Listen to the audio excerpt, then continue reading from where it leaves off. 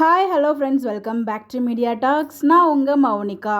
So ரொம்ப நாளுக்கு அப்புறம் வந்து அகைன் 1 வீக் அப்புறம் உங்கள் கூட வந்து வீடியோ ஷேர் பண்ணேன். நடுவில் வந்து 2 நாள் வீடியோ போட்டிருப்பேன்னு நினைக்கிறேன். அதுக்கப்புறம் வீடியோ ஷேர் பண்ண முடியல, சுத்தமாக நெட்டே கிடைக்கலங்க. அப்புறம் நிறைய வந்து பர்சனல் இஷ்யூஸும் இருந்துட்டு இருந்துச்சு. ஸோ அதை பற்றி என்னங்கிறத தனியாக உங்களுக்கு நான் வீடியோ ஷேர் பண்ணேன். கண்டிப்பாக உங்களோட ஹெல்ப் எனக்கு கண்டிப்பாக தேவைப்படுது. ஸோ கண்டிப்பாக அந்த வீடியோ வாட்ச் பண்ணி எனக்கு கொஞ்சம் சப்போர்ட் பண்ணுங்கள். முடிஞ்ச அளவுக்கு என்ன பண்ணலாம் அப்படிங்கிறது எனக்கு வந்து ஹெல்ப் பண்ணுங்கள். ஸோ அது என்னங்கிறது அடுத்த வீடியோவில் தனியாக ஸ்பெஷலாக ஷேர் பண்ணுறேன். இந்த வீடியோவில் எபிசோட் மகாநதி. ஸோ எந்த லெவலுக்கு விரும்பி பார்த்தோமோ, ஸோ இந்த 1 வீக் ட்ராக், அதாவது இந்த லாஸ்ட் வீக் ஃபுல்லாக நான் வீடியோவும் ஷேர் பண்ணல.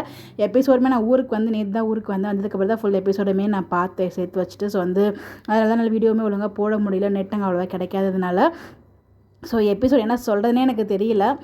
ஏன்னா எப்படின்னா, நம்ம கொடைக்கானல் ஷூட் எடுத்திருக்காங்க, அங்கே விஜய் இல்லை. ஸோ விஜய் இல்லாமலே வந்து பார்த்திங்கன்னா நிறைய ஷூட் வந்து போயிட்டுருக்கு. கொடைக்கானல் வந்து சடனாக பிளான் கொண்டு போயிட்டு சம்மந்தமே இல்லாமல் பசுபதி அந்த வீட்டை பிடுங்குற மாதிரியும், அந்த இடத்துல வந்து பார்த்திங்கன்னா நம்ம காவேரி பாட்டி, நம்ம குமரன் அந்த அம்மா அவங்க மட்டும் அங்கே போகிற மாதிரி அங்கே கொடைக்கானல் ஷூட் வந்து எடுத்திருக்காங்க. ஸோ விஜய் போகலை. இதில் விஜய் எப்படி உங்களுக்கு ஹெல்ப் பண்ண போகிறாருன்னு நமக்கு தெரியல. இன்னொரு பக்கம் வந்து பார்த்திங்கன்னா அவங்க ஒரு 2-3 டேஸ் தான் கொடைக்கானலையுமே ஷூட் போச்சு. இது ஓவராலாக நம்ம இந்த 1 வீக்கில் என்ன நடந்துச்சு, நம்ம கிடச்சது அங்கே அந்த வீடியோவில் நம்ம பேசுவோம். ஆக்சுவலாக வந்து நான் பேச முடியல அப்படிங்கிறதுக்காக அது ஒரு ஷார்ட் வீடியோ தான். உங்களுக்கு என்ன சொல்கிறதுனே புரியலை. ஏன்னா வந்து அவ்வளோ ஆசையாக பார்த்தோம், இப்படி வந்து வீக்காக கொஞ்சம் கூட நிம்மதி இல்லாமல் எங்கள் ஃபேன்ஸ் ஏன் இப்படி படுத்துறாங்கன்னு தான் நமக்கு தெரியல. சேர்ந்துருவாங்க எதிர்பார்த்தா இன்னும் வந்து பார்த்திங்கன்னா அந்த இது வந்து பிரேக் போயிட்டே தான் இருக்குது. நம்ம விஜய் 2 டேஸ் டைம் கொடுத்துருக்காரு காவேரிக்கு. ஸோ காவேரி என்ன முடிவு எடுக்க போகிறாங்க அப்படிங்கிற ஒரு மிகப்பெரிய ஒரு கேள்வி இருக்குது. ஸோ கண்டிப்பாக இப்போ ரீயூனியன் இல்லை அப்படிங்கிறது நமக்கு நிறைய ரூபங்கள் மூலியமாக நமக்கு தெரிஞ்சிடுச்சு. ஸோ இப்போ வந்து ரீயூனியன் கொண்டு வர மாட்டாங்க அப்படின்னு சொல்லிட்டு. ஸோ அதுக்காக தான் புதுசாக பசுபதி மூலியமாக வந்து பார்த்திங்கன்னா பிரச்சனை கிரியேட் பண்ணிகிட்டு இருக்காங்க.